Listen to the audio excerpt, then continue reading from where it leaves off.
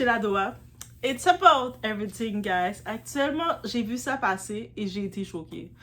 Et vous savez déjà 2026, et je veux que vous l'écrivez, si Doha est choqué, on va être choqué aussi.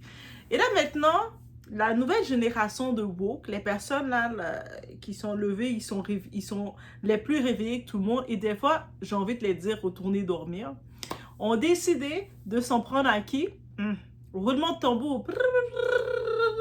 Le roulement de tambour a été joué? Michael Jordan. Oui, Michael Jordan. Le joueur de basket légende qui est dans son coin, qui est millionnaire. Toute sa vie, on l'a connu dans le terrain de basket. Contrairement à beaucoup de ses collègues, on n'entend pas trop. La seule fois personnelle qu'on a entendu parler de lui, lorsqu'il avait divorcé sa femme de plusieurs années, puis il s'est remarié, je pense. Mais on n'entend plus parler de lui. Il est tranquille dans son coin. Et là, maintenant, vous voulez créer une polémique avec Michael Jordan. Et est-ce qu'il est votre temps? Donc maintenant, si une célébrité, une personnalité ou quiconque refuse une invitation, Internet décide automatiquement qu'elle est problématique. Vous êtes devenu tellement obsédé par le contrôle social que même dire non merci, je ne vais pas prendre cette invitation-là, ça ne me correspond pas, provoque une crise collective à débat. Et cette fois, en effet, Michael Jordan, qui se fait attaquer parce qu'il aurait refusé de participer à une Pride Night des Chicago Bulls. Mais depuis quand Michael Jordan vous a dit qu'il était ambassadeur officiel de toutes les causes du monde, ou des causes colorées, ou peu importe? Il s'est jamais associé, il n'a jamais pris position dans rien, que ce soit dans la politique, dans rien. Il est business, il fait ses business, il fait son argent, c'est Jordan vaut cher et c'est tout. On ne l'entend pas. Et là, vous voulez le réveiller d'où ce qu'il est? Parce que les Chicago Bulls ont décidé de créer une Pride Night ou je sais trop quoi, je ne sais pas c'est quel concept. Il a regardé l'invitation, oui, c'est un symbole des Chicago Bulls, mais lui a regardé en tant que retraité, parce qu'il est retraité, il a regardé l'invitation, il a dit, non, mais ça ne correspond pas à moi, j'ai pas envie d'y aller. Je vais pas, je refuse l'invitation, je vais pas être là. C'est le débat. On est chez la Doha, guys. On va en parler. Parce que la Doha, on doit en parler. Ça va trop loin. On met des likes, on booste et on y va.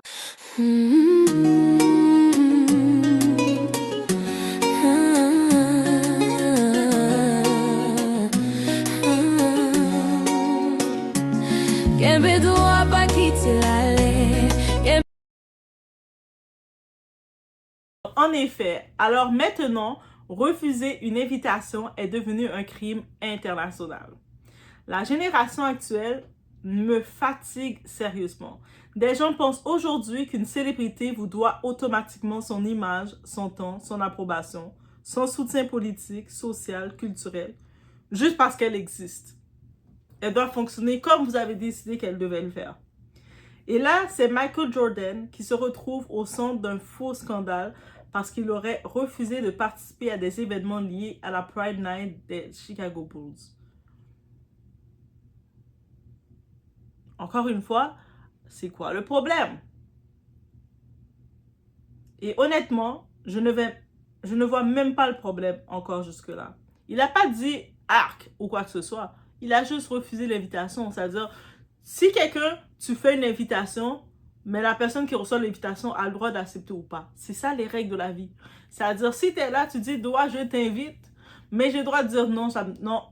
Je n'ai même pas besoin de dire ça ne me tente pas. J'ai le droit de dire non. Et passer au suivant. Et c'est tout. C'est ça le concept de l'invitation.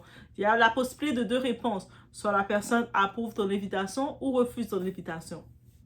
Depuis quand quelqu'un est obligé de participer à une cause publique pour avoir le droit d'exister tranquillement?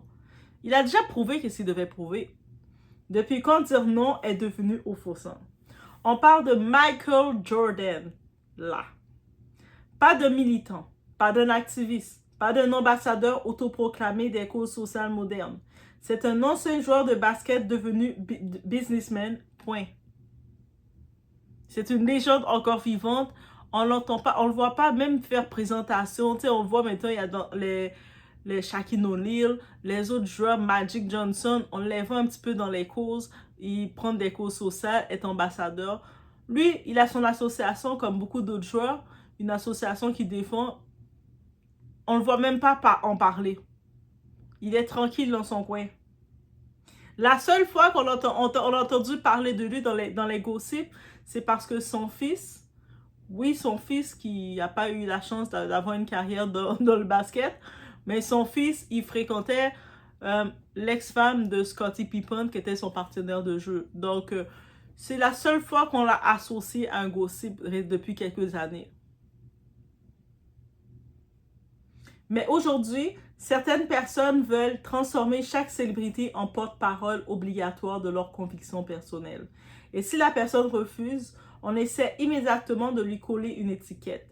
C'est ça le vrai problème avec cette génération ultra réactive. Vous pensez que tout refus est une attaque personnelle contre votre intégrité, alors que c'est possible la personne dit non tout court, peu importe ses raisons et son opinion. Non, c'est non et c'est court. Il faut arrêter de chercher il faut apprendre à lâcher prise, il faut apprendre à dire non, mais quand quelqu'un dit non, mais il faut aussi apprendre à accepter le non. Parfois, les gens veulent juste vivre leur vie sans être enrôlés dans tous les débats sociaux du moment. Michael Jordan n'a jamais vendu son image comme militant woke. Il n'a jamais prétendu être le représentant officiel de toutes les communautés du monde. Donc, pourquoi certains agissent comme s'ils avaient trahi quelqu'un? Le plus ironique dans tout ça, les mêmes personnes qui parlent constamment de tolérance, liberté et acceptation deviennent extrêmement agressives dès qu'une personne choisit simplement de ne pas participer. Donc, la liberté ne fonctionne que quand les gens pensent exactement comme vous. Tu es libre de faire ce que tu veux, mais dès que ce que tu veux va dans la même opinion que moi. Et puis, on les voit, ces personnages. C'est-à-dire, si j'arrive, je fais une opinion, ça te correspond. Tu es d'accord avec mon opinion, tu vas aimer ça. Yes, Doa, je t'aime. Si le moment je fais une opinion, mais tu n'es pas d'accord avec mon opinion, t'es la pire des personnes, t'es une mauvaise personne, je te déteste, t'es mauvaise. Et c'est comme... C'est pour ça l'aspect de je t'aime bien, je t'aime et je te déteste est très volatile. On ne peut pas nécessairement vous faire confiance parce que le moment que la personne ne fait pas ce que la personne s'attendait ou le public s'attend qu'il fasse, il se fait réprimander pour rien. On l'invite dans un événement, il refuse de participer. Il n'a pas fait de mots, il n'a rien dit de pourquoi il ne participe pas. Il a juste refusé l'invitation et on veut créer une polémique pour ça.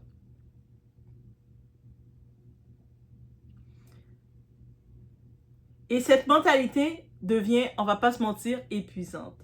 Aujourd'hui, on veut contrôler ce que les gens doivent soutenir, ce qu'ils doivent publier, quelles causes ils doivent afficher, quel drapeau ils doivent porter, quelle opinion ils doivent valider publiquement. Sinon, annulation, il y a la pression sociale, l'indignation sur l'Internet se lance. Mais les célébrités ne vous appartiennent pas. Michael Jordan ne vous doit pas une validation émotionnelle. Il ne vous doit pas une présence symbolique. Il ne vous doit pas un engagement public. Non, il ne vous doit rien de tout ça. Lui, Michael Jordan, contrairement aux autres personnalités d'aujourd'hui, lui, il n'a pas été connu comme influenceur qui vendait son image. Il a été connu comme l'un des meilleurs joueurs de basketball dans ce qu'il faisait. C'est dans ça qu'on l'a connu. C'est un petit peu la différence. Je peux comprendre les influenceurs, ils n'ont pas présenté vraiment des talents, donc ils n'ont pas le choix d'être un petit peu dans les causes sociales, un petit peu parler de leur opinion, parce qu'ils n'ont pas trop de talent.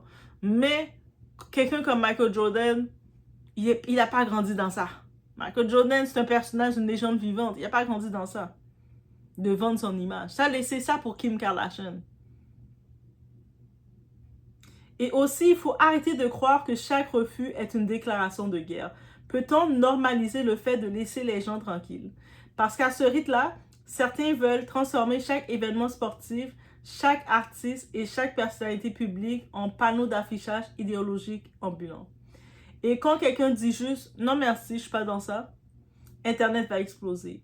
C'est devenu ridicule. Au final, Michael Jordan restera une légende de basket avec ou sans Pride Night. Pride Night l'a pas fait vivre. C'est pas comme si dans son histoire, il a dit « C'est grâce à Pride Night que je suis devenu le meilleur joueur de basket ». Pas du tout.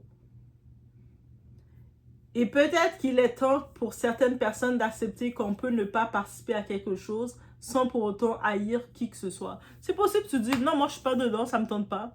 Mais j'ai rien contre ton événement, mais j'ai pas envie de participer. Et c'est tout. On normalise. Et c'est exactement ça le problème aujourd'hui. Certaines personnes parlent constamment de liberté, d'acceptation et de respect jusqu'au moment où quelqu'un ne pense pas comme elle. Tu ne penses pas comme moi, tu n'as pas la même idée que moi, ou je ne suis pas d'accord avec ce que tu dis, ben t'es mon ennemi. Aussi simple que ça. Là, soudainement, il faut annuler, forcer, culpabiliser ou transformer un simple refus en scandale mondial. Michael Jordan a le droit, encore une fois, de refuser une invitation, point final. Il n'a rien à expliquer non plus. Il n'est pas obligé de devenir le représentant officiel d'une cause pour satisfaire Internet. Et aussi, j'en profite d'amener la balle d'un autre côté. On se rappelle du Met Gala. Le cas de Rihanna. Elle a le droit de ne pas jouer l'ambassadrice ou la marraine de chaque nouvel artiste que les réseaux sociaux veulent imposer. Donc, peu importe que votre artiste est votre artiste préféré qui vient de l'Afrique du Sud, vous l'aimez beaucoup cet artiste et l'artiste a dit que Rihanna, elle l'aime aussi. Mais si Rihanna décide que mais moi, je l'aime pas, c'est un humain. Elle a le droit de dire mais moi je l'aime pas cette conne-là. Est-ce qu'elle doit, pour faire plaisir à l'Internet, venir jouer le jeu? Ah! Coucou! Si vous êtes habitué à l'hypocrisie, restez dans l'hypocrisie. Mais dites-vous qu'il y a des gens qui n'aiment pas l'hypocrisie avec eux-mêmes. Pourquoi faire l'hypocrisie avec toi-même pour plaire à des gens que, en vrai de vrai, j'en ai rien à de ces gens-là. Aussi simple que ça. Rien à foutre de ces gens-là. On a compris que plus on essaie de plaire aux gens, mais plus on finit par se déplaire à soi-même. Donc, à quoi bon forcer la mise? OK? Et ça, c'est important de le noter. Le succès d'une personne n'oblige pas cette personne à porter tout le monde sur son dos. Peut-être qu'il est temps que certains comprennent qu'un refus n'est pas automatiquement de la haine.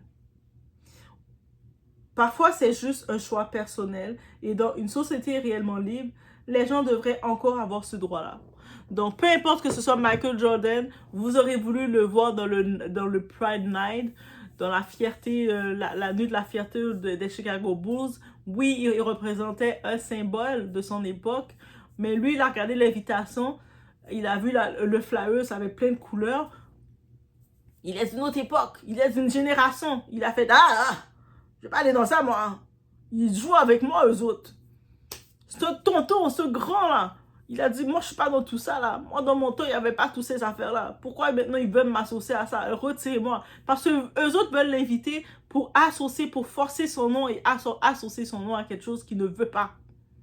Il n'y a pas de débat de, oh, il est méchant, quel genre de, pourquoi il participe pas.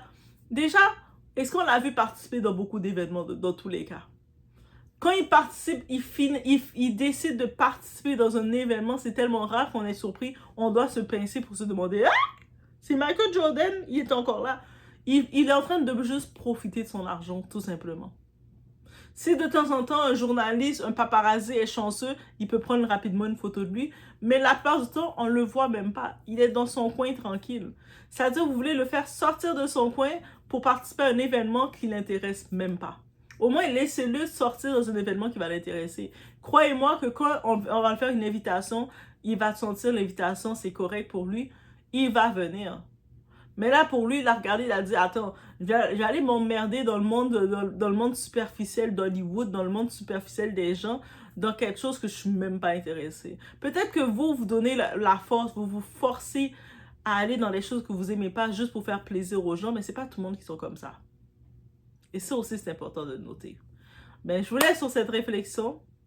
Laissez-moi savoir ce que vous en pensez. Force à vous. Et on se voit au prochain vidéo.